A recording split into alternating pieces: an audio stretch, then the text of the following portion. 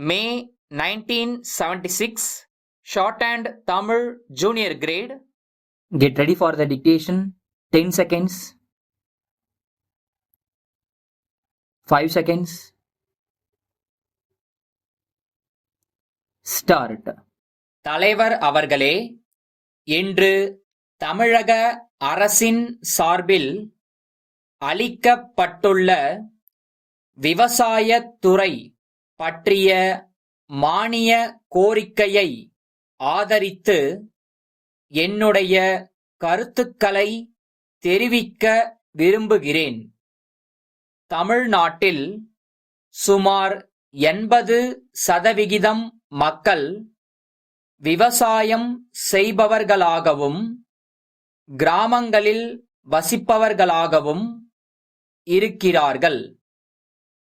அவர்களில் பெரும்பாலானவர்கள் ஏழைகள் என்பதையும் அனைவரும் அறிவோம். ஆனால் அவர்கள் செய்யும் விவசாயத் தொழில் மிகவும் முக்கியமான தொழிலாகும். ஆகவே அவர்களுக்கு நாம் அதிக முக்கியத்துவம் கொடுத்தாக வேண்டும்.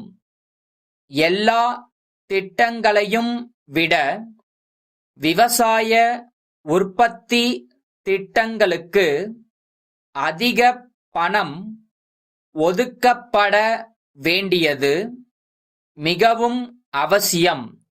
இந்த துறையை நம்பித்தான் இந்த நாடு, நாட்டு மக்கள், இந்த அரசு கூட இருக்க வேண்டிய நிலை இருக்கிறது.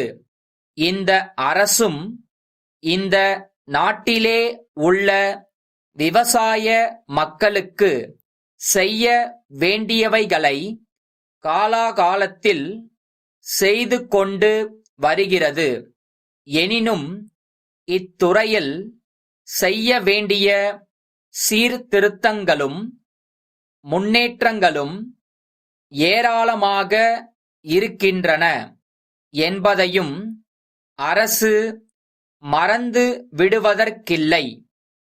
இந்த துறையுடன் மிகவும் நெருக்கமாக சம்பந்தப்பட்டுள்ள கூட்டுறவு, மின்சாரம், பாசனம், கால்நடை போன்ற துறைகள் இன்று வெவ்வேறு அமைச்சர்களின் கீழ் தொடர்பற்ற முறையில் இயங்கி வருகின்றன.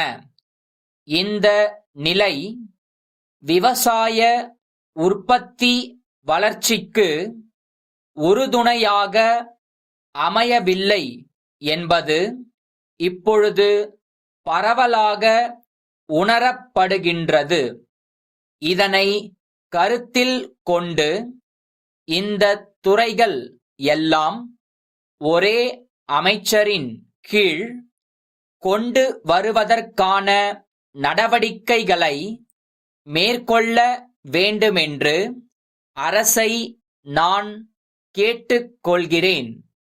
நாட்டில் ஏற்பட்டுள்ள வறட்சி நிலை காரணமாக விவசாயத் துறையிலே நெருக்கடி நிலை ஏற்பட்டுள்ளது. இதன் காரணமாக வியாபாரத் துறையிலும் தொழில் துறையிலும் தேக்கம் ஏற்பட்டு நாட்டின் பொருளாதார நிலை பாதிக்கப்பட்டுள்ளது. இந்த சமயத்தில் மக்களுக்கு தேவையான அத்தியாவசிய பொருள்களை விவசாயிகளுக்கு விநியோகம் செய்யவும் அப்பொருள்களை வாங்குவதற்கான சக்தியை அவர்களிடத்தில் ஏற்படுத்துவதற்குமான சில திட்டங்களை நமது அரசாங்கம் ஏற்கனவே தீட்டி இருப்பதை நான் முழு மனதுடன் வரவேற்கிறேன். வறட்சி நிலை காரணமாக மக்களுக்கு கிடைக்க வேண்டிய அத்தியாவசிய பண்டங்களின் உற்பத்தி குறைந்து விட்டது. எனவே விவசாயிகளுக்கு போதிய வருமானத்தை ஏற்படுத்தி தர வேண்டிய பொறுப்பு அரசுக்கு உள்ளது.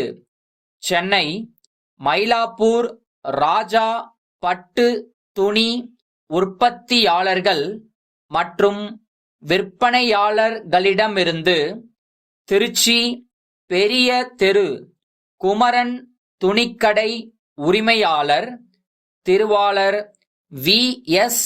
கந்தசாமி அவர்களுக்கு அன்புடையீர், நேற்று காலை நீங்கள் தொலைபேசியில் பேசியபோது கேட்டுக்கொண்டபடி 10 விதமான பட்டுப் புடவைகள் அடங்கிய கட்டு ஒன்றினை இன்று பதிவு அஞ்சல் மூலம் அனுப்பி வைத்துள்ளோம் என்பதை மகிழ்ச்சியுடன் தெரிவித்துக் கொள்ளுகிறோம்.